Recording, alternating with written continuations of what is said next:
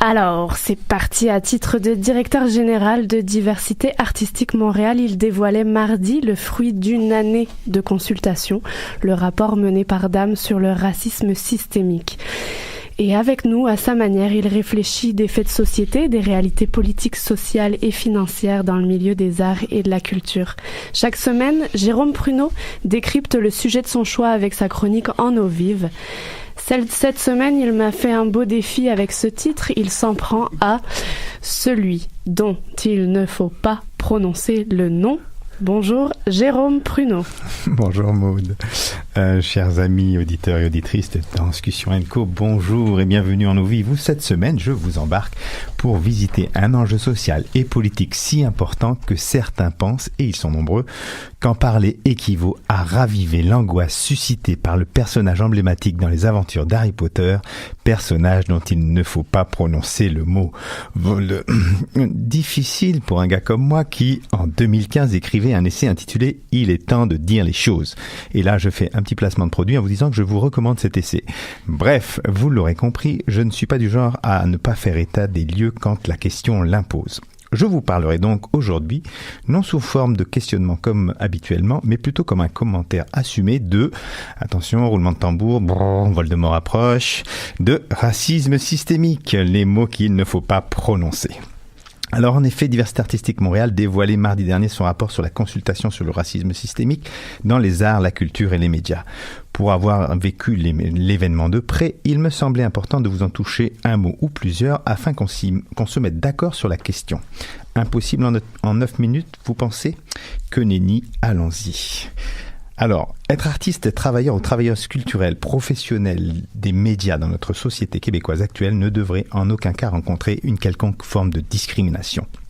Pourtant, encore en 2018, dans une société dite progressiste comme le Québec, un certain nombre de concitoyennes et concitoyens souffrent d'un racisme systémique hérité d'un passé colonial historique dont la portée des résurgences engendre des situations professionnelles, culturelles, sociales et politiques discriminantes évidentes et une sous-représentation flagrante de ces populations dans notre paysage artistique et culturel.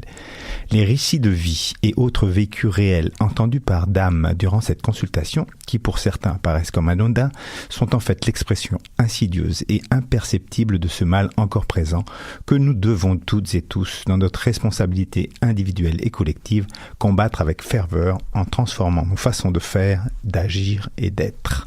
Chacun et chacune devrait pouvoir jouir aujourd'hui du simple droit humain à avoir une liberté de parole et une liberté de création, une liberté culturelle et une liberté d'expression artistique selon sa propre vision du monde.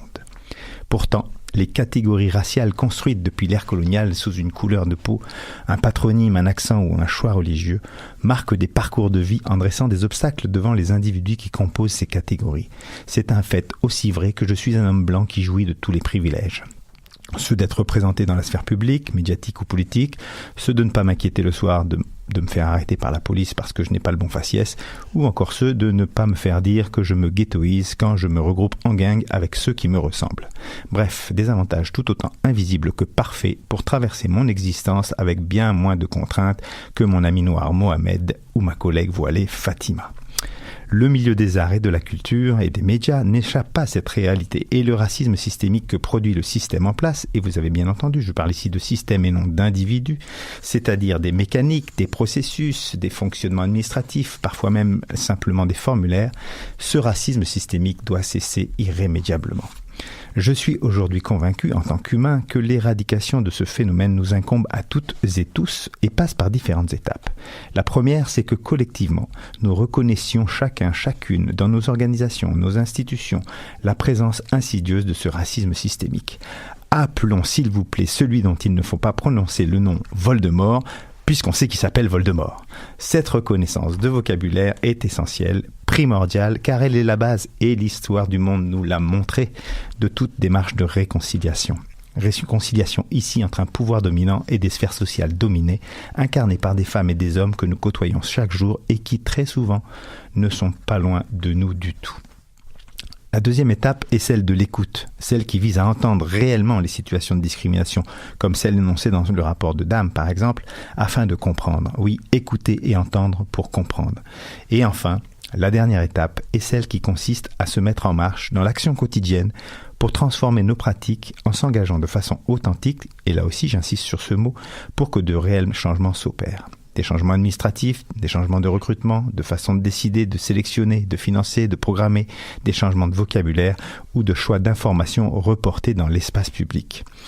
Et là, d'ailleurs, parlant de mots dans l'espace public, je suis obligé d'ouvrir ici une petite spéciale parenthèse pour Richard et Sophie, nos amis pseudo-journalistes faiseurs d'opinion du JDM, à qui on accorde une tribune bien plus grande que la nôtre pour semer la discorde sociale en inondant pour madame ses papiers, ou torchons devrais-je dire, d'onomatopées spécifiques sortis tout droit de l'imaginaire québécois qui se voudrait pure laine comme « aïe aïe » ou « oh boy », bien défendresse de la langue française d'ailleurs pour cette dernière, plutôt que d'essayer de construire un Québec inclusif.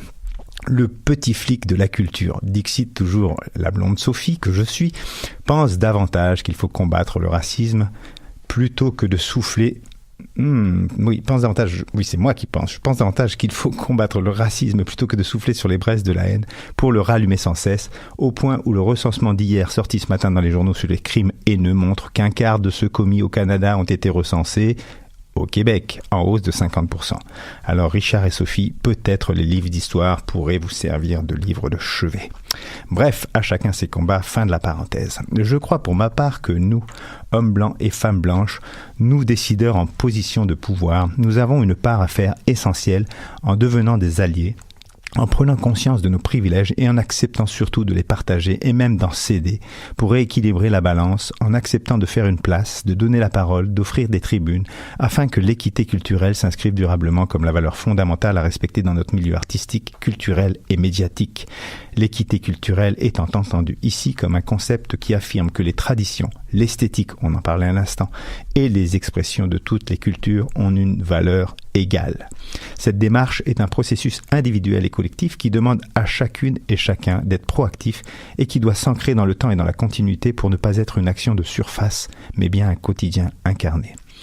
L'engagement de toutes et tous est capital pour réussir à transformer notre sphère artistique, sociale et culturelle pour définitivement mieux inclure l'autre, notre semblable, et être fiers tous ensemble d'appartenir au territoire sur lequel nous-mêmes, Québécois et Québécoises, ne l'oublions pas, avons été accueillis il y a plus de 400 ans par nos frères et sœurs autochtones avant de leur infliger à ces peuples notre vision raciste du monde au point de leur interdire jusqu'à récemment, 1951 pour l'histoire, le droit fondamental de créer et de faire de l'art. C'est cet ensemble de choses qui m'amène à penser qu'il faut nommer les choses telles qu'elles sont, sortir Voldemort du placard pour le regarder bien en face, en lui montrant qu'il ne nous fait plus peur. Et plus tout le monde prononcera le nom de Voldemort, plus il perdra de sa consistance. Idem pour le racisme systémique. Parlons-en, nommons-le et combattons-le. Combat d'ailleurs qui me fait penser à une grande chanson de reggae qui vient d'entrer d'ailleurs hier au patrimoine culturel de l'humanité. Get up, stand up for your right. Et voilà, Aléa Jacques Taest. À tout bientôt. Jérôme Pruneau, tu fais mal aux lecteurs d'Harry Potter. On ne prononce pas ce mot. Merci Jérôme Pruneau. Le rapport du racisme systémique est accessible en ligne sur le site de Diversité Artistique Montréal. 31 recommandations ont été faites.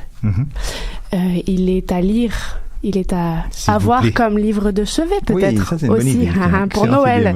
Tiens, voilà. très bonne idée pour commencer 2019 avec un beau visage. Virgule musicale avec Lost de Odezen avant de retrouver notre belle Alexia et de plonger dans ses yeux.